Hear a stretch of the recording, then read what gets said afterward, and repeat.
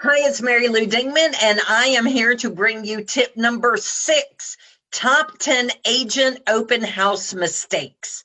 So a little bit about me first. I was licensed in 2001, so I have been a full-time active real estate agent. I was in new home sales. I was a buyer specialist, and I have been a full-time real estate business and productivity coach with a specialty in open houses. So I have been helping agents build their real estate business by a strong foundation.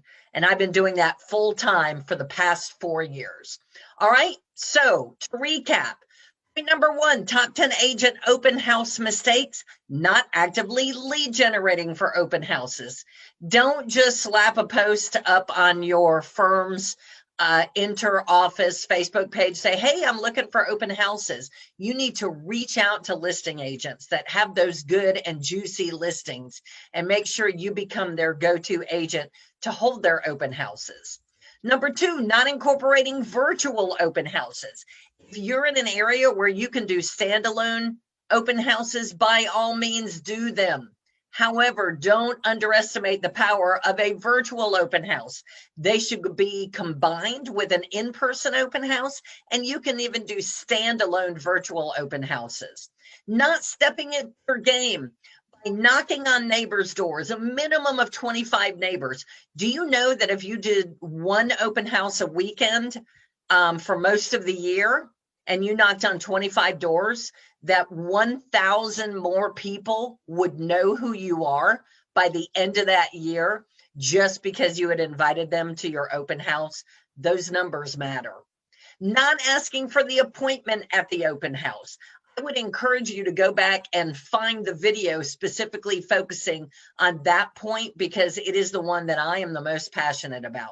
Don't just be passive and have people sign in and add them to your database. You need to be engaging, asking questions and asking for the appointment. Why the heck not? They're standing right in front of you.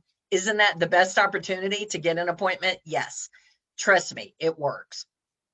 Not practicing your scripts. What are you going to say? I mean, if you're going to develop rapport with people and you're going to help them work through that, you need to be prepared for the things that they're going to say. And the things that I have listed here are very common. We just started looking. We're not ready yet.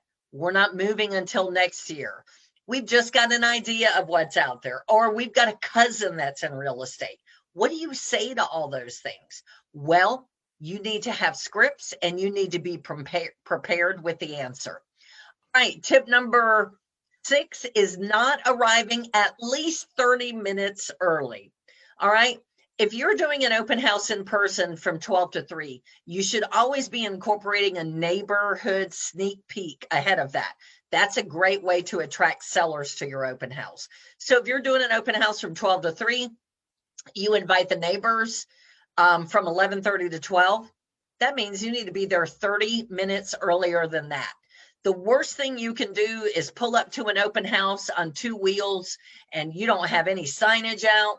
You don't have any pinwheels or balloons. You don't have lights on. You're not calm. You're stressed. And there's 3 or 4 couples waiting at the door to get into the open house. This is part of your open house prep. This is actually part of the open house is opening early. You need to make sure that you are ready.